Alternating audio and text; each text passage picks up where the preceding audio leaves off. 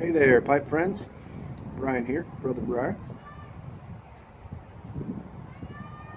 We're a week out, about a week out here from Christmas. Hope you guys are enjoying this season. And, I always enjoy the season. It's a meaningful time of year for me. But anyway, this video is actually going to be a response to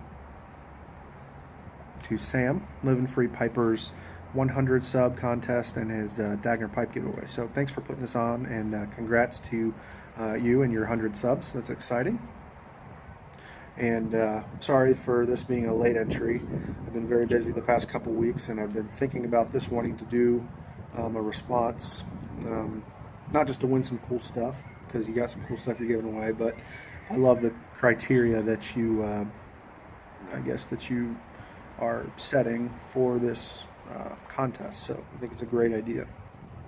So without further ado, I'm going to jump right in and try to keep this video relatively short. But so your criteria, I think, was to list some words of wisdom or advice, just things that come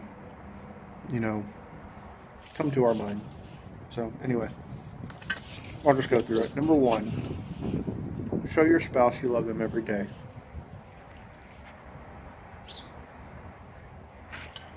And I say show your spouse because you can tell your spouse you love them every day. That's a fairly simple thing to do, but it's much more difficult and meaningful to actually take the time to do things that would show your appreciation and your love for them. So clean the house, do the dirty dishes, clean the dirty dishes, do things like that that show your spouse that you do love them. Number two, spend quality time engaged with your kids. So find things that your kids like to do, if you have kids, or maybe it's a niece or nephew, somebody that's young. Find something that they enjoy and get engaged, participate in that activity with them. I think that'll mean a lot to them, and it'll be something that they remember for years to come. Number three. Oh, I forgot to do my housekeeping. I'm smoking my Paul Morningstar, gifted to me by Pipe Pastor. Sorry, I'm taking a break here. I'm smoking some Boswell's Northwoods. So, anyway, resuming on my list. Number three, volunteer your time and talents to a church or some kind of charity.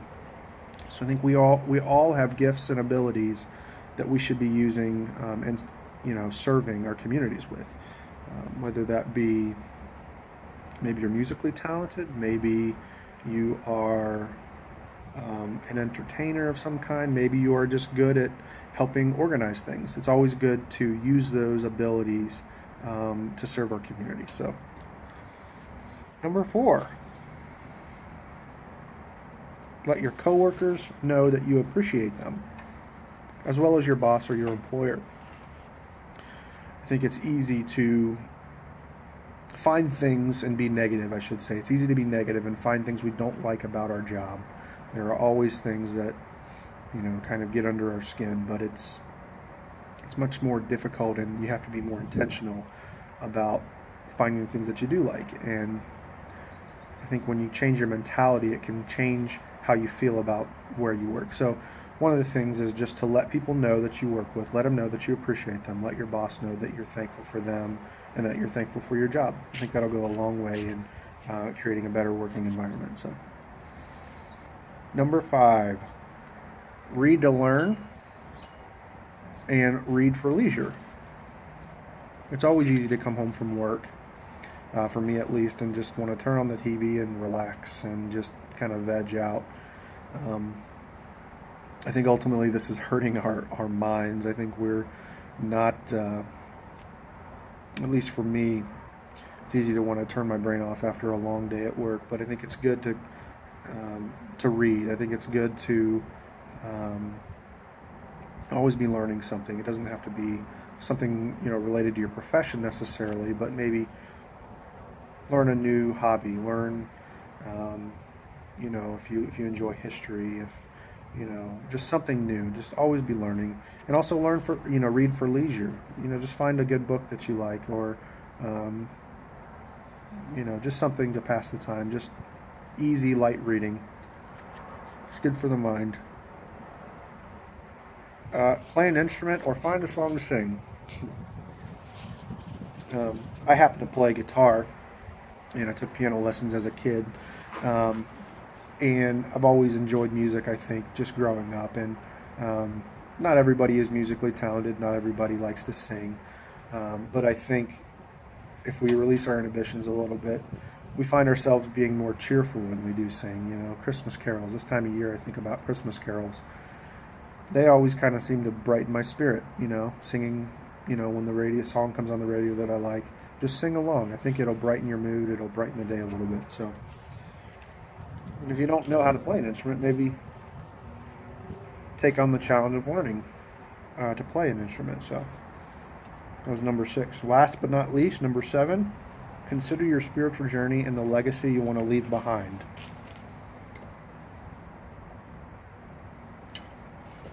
I myself am a Christian, and I often consider where I am in my walk with the Lord. Am I eagerly seeking God? Am I trying to become a better person, not just for the sake of being a better person, but to leave a better legacy, to recognize the fact that people are watching me, and how do I want to be remembered?